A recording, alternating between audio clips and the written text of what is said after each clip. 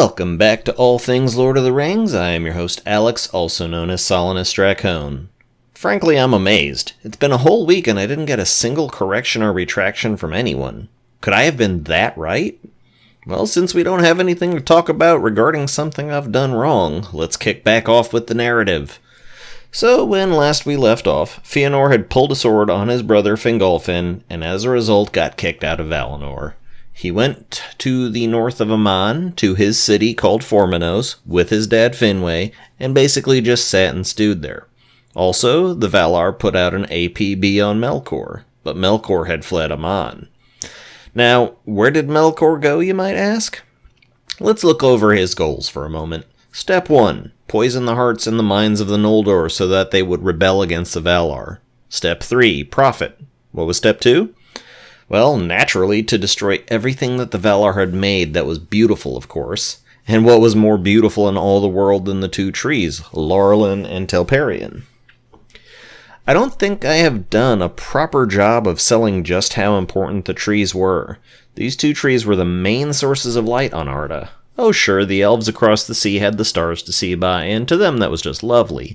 But the trees were literally the sun and the moon to the Valar and to the Eldar. Eldar being the name that originally Orme had given to the elves at Cuiviénen, but later morphed to mean only the elves who were not Avari. The Silmarils were only special and precious because within them was captured some of the living light of the two trees. Think of how important to all life on Earth the sun and the moon are. That was how important the two trees were to the people of Aman. It would be a horrible tragedy if something were to happen to them. Melkor's flight from Aman led him south, which was exactly the opposite direction that the Valar expected him to go.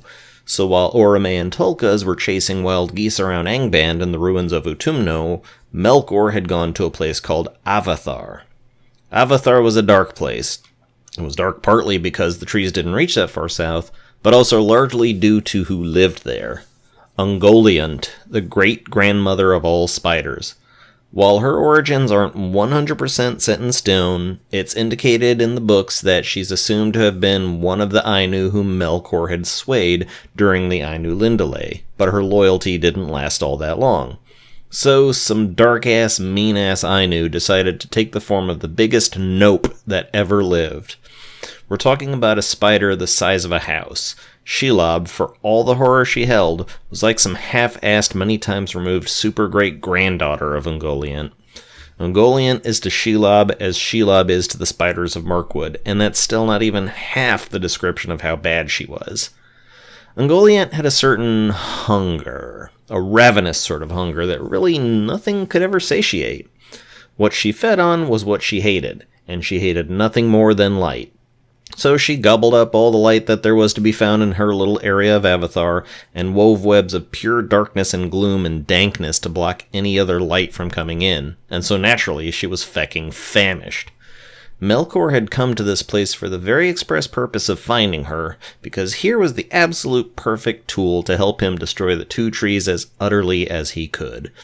Now, Ungoliant wasn't exactly eager to go along with this, because the Valar were in fact badass, but Melkor made her a promise with his metaphorical fingers crossed that if she teamed up with him for this, he would give her anything he could to help feed her hunger. So she agreed, and weaved her webs of pure and utter darkness on a nasty-ass trail from Avathar to a spot far to the south of Taniquetil, the mountain where Manwë and Varda lived. From there, she dropped a ladder of her nasty funk down for Melkor to climb up so that they could get a good look at the lands of Valinor. From there, they skipped on down the slopes like a pair of happy kids, her darkness keeping them both hidden, and headed toward Azelohar and the trees.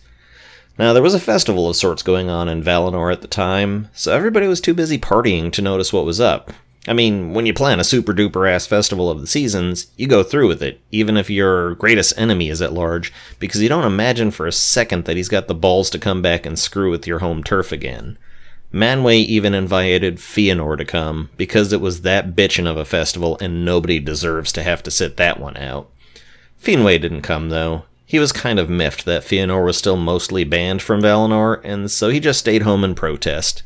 In Formenos, Fëanor's city, where Fëanor had left the Silmarils. The Silmarils he didn't want to bring because everybody wanted to fucking steal them from him, to his mind.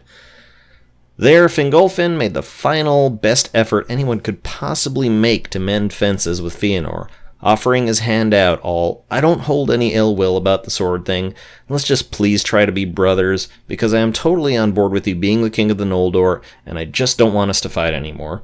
And it seemed like Fëanor would come around, because he took Fingolfin's hand and was all, I hear you, Kay. Which was probably exactly as surly and half-assed as it sounds. Gotta love Fëanor. Anyway, Melkor knew this super awesome festival was going on, and he was banking on the fact that no one would notice him. Even as Fëanor and Fingolfin were doing their peace thing, Melkor and Ungoliant came upon the trees. He rammed a spear into their very cores, and she pretty much sucked them dry. Sank her dank, nasty-ass fangs into their trunks one after another, and suckled out all that sweet, sweet light juice. Sorry, beak. She had a beak. A nasty, ugly, dank-ass beak.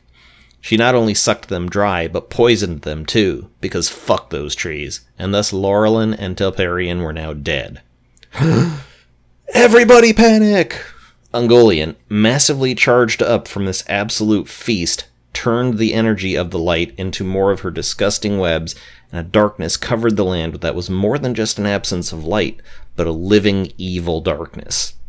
The Eldar and the Valar were legit upset. The only place left in Valinor to see from was atop Taniquetil, and Manwë noticed a darkness that was somehow deeper than the other darkness, hauling ass northward, and the chase was on. But Ungoliant's foul, disgusting, nightmarish skank darkness was so deep that even Tulkas was powerless to see or move properly in it. Yeah, Melkor did what he set out to do all right. He destroyed the two trees and plunged the world into dark. But that wasn't the end of it. There were still some items that Melkor wanted to pick up, and so he turned his sights on Formanos. And that's where we're going to cut it for now, folks. I want to thank everybody for watching. Once again, I am Alex, also known as Solanus Dracone, and this has been All Things Lord of the Rings. Goodbye.